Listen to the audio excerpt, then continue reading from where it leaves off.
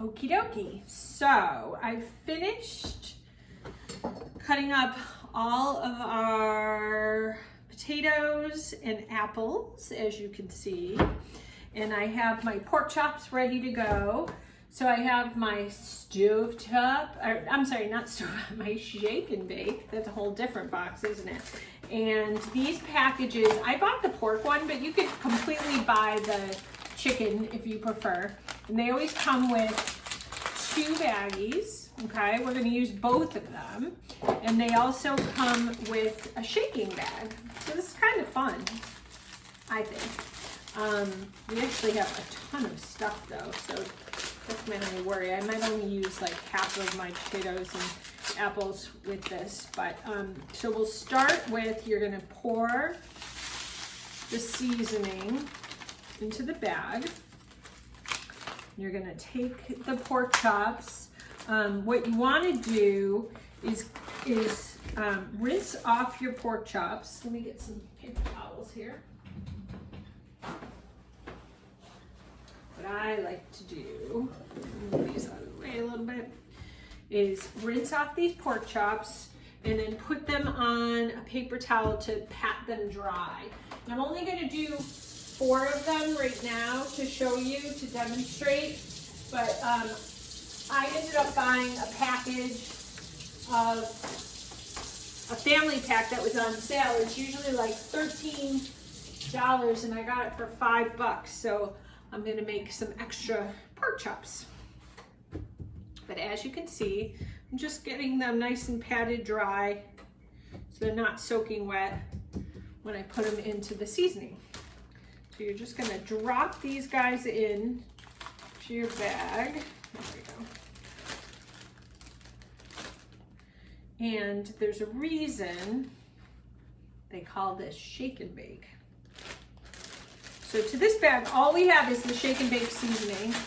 And you're gonna just wanna make sure you move it around good and get everything a little coated. And there should be some extra left so that I can do the rest of my pork chops in a sec. And then I'm gonna take these pork chops, and you can see they're nice and coated. And these are gonna go in the middle part of your pan. I'll lift it up and show you in a second. Let me do it this way. We'll put the potatoes and apples around them. So as you can see, you have a whole bunch left over. I'm gonna use it for my other pork chops. Don't reuse this for other things though, because you've now gotten all of the bacteria from pork chops on it. So you can see I stuck them kind of in the middle, leave a tiny little space in between each one, and then we'll fill the rest of it. Now, to that, I'm gonna open my other bag of shake and bake, and I have another separate shaking bag. Oh, I forgot an important part, washing my hands.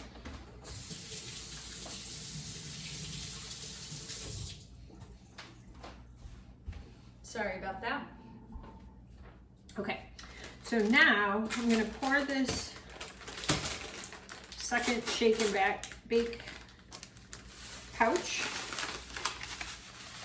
into this shaking bag. And first we're gonna do the potatoes. And I'm not gonna do all of my potatoes right this second. I'm just gonna show you some of them as a demo here. Okay. You can kind of see how it works. Once again, work your hands through it for the ones that are stuck together so that they each get a little bit of shake and bake on them. They don't have to be like crazy coated, but you do want some of them. So and these, you don't want to put all of your pork chops, all of your potatoes in at the same time. And now I'm going to put these around the pork chops. Try not to take too much of the coating with you. And if one of yours has a little less coating, you can tap it on the other one. So I'm gonna put my potatoes all around, and I'll show you this in a sec, how it all looks. But you wanna try to keep your potatoes in one layer if you can. It's okay if there's a little bit of overlap, but they won't cook very well if you overlap too much. And now I'm gonna take my cinnamon, and I'm gonna add a little bit of, whoops, I had one, I had a stray potato in there, sorry. I'm gonna add a couple shakes of cinnamon to my bag and shake it up by itself. And this is just to give the apples a little extra flavor. They're sweeter, so it's kind of fun to add something different to them. I have a mound of apples here. Don't add them all at once because they won't coat. But, all right, so I have those apples, and now I'm gonna give that a shake. Told you this is a fun recipe. And exercise all in one. And now I'm gonna take these out and place them the rest of the way around these pork chops. See what you guys think. Oh, it smells so good right now with the cinnamon and everything in the. These are okay if they overlap a little bit because they're gonna break down quite a bit. But I wouldn't do the apples on top of the potatoes because they're just gonna cook a little bit differently.